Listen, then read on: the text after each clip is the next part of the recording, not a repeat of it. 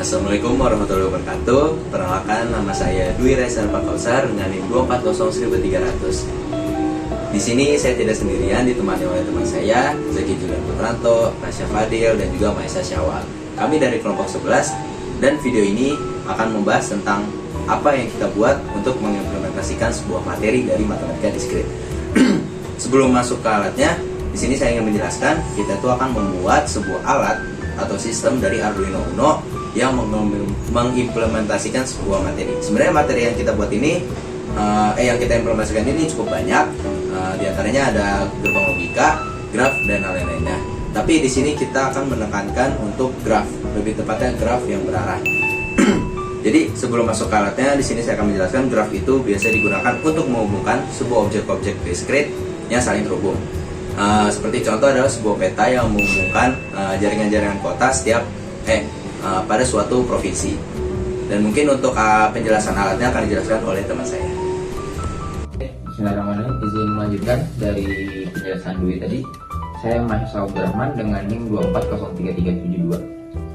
Di sini mungkin saya akan membahas sedikit tentang pendahuluan terhadap IoT yang kami buat dan apa sih korelasinya graf berarah gitu ya.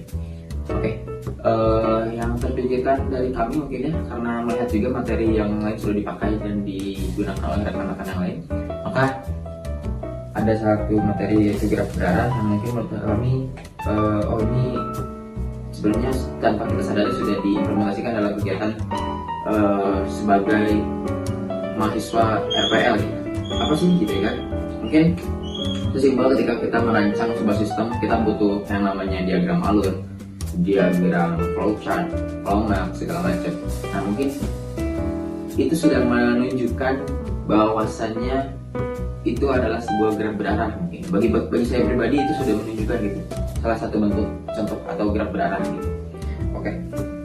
Jadi singkatnya, graf berarah ini dipakai atau digunakan ketika kami akan merancang IoT ini tersebut.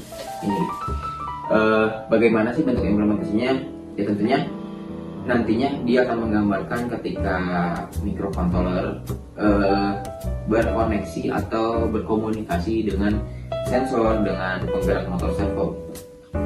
Mungkin saya bahas sedikit di sini. Jadi ini ada dua sensor ultrasonik yang berfungsi, dia tuh memancarkan sinyal atau gelombang ultrasonik. Lalu ketika dia menemukan suatu benda, maka ultrasonik tersebut akan memantul dan diterima oleh receiver yang ada di sensor tersebut. Jadi dia akan bisa mengetahui jarak pantulannya gitu. Jadi sesimpel kayak kelelawar ketika mencari buah atau apa gitu ya, atau mendeteksi benda.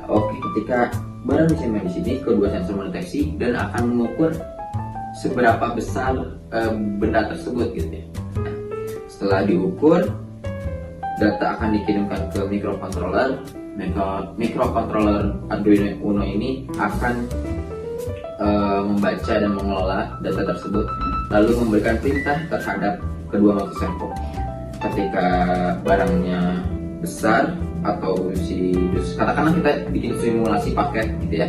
Ketika paketnya besar, maka dia akan disortir ke sebelah kiri kalau dari kiri.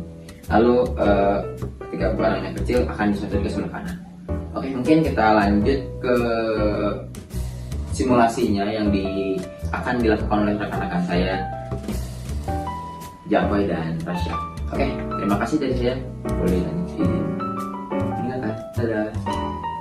Perkenalkan, nama saya Rasya Fadil Arfiano.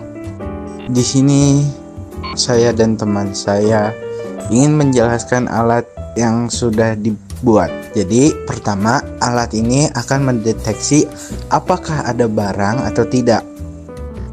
Jika ada barang, dari kedua mata kanan kiri akan mendeteksi apakah barang itu kecil atau besar.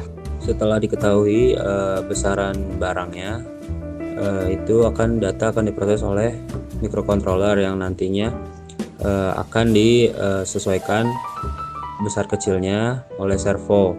Jadi servo nanti akan mensortir apakah barang itu besar ataupun kecil. Kalau kecil itu ke kanan, kalau besar itu ke kiri. sekian dari demo alat kami. Terima kasih. Oke, mungkin ya fungsi graf berdarah pada proyek kali ini yang kami buat adalah untuk menggambarkan alur sistem IoT gitu. Lalu selain graf berdarah pun materi lain bisa diimplementasikan terhadap IoT kami, seperti halnya himpunan, yaitu tadi setelah disortir menjadi ada 2 himpunan, ada himpunan barang besar dan barang kecil. Mungkin itu saja dari kami, lebih kurangnya kami minta maaf. Wabillahi taufiq wal hidayah. Wassalamualaikum warahmatullahi wabarakatuh.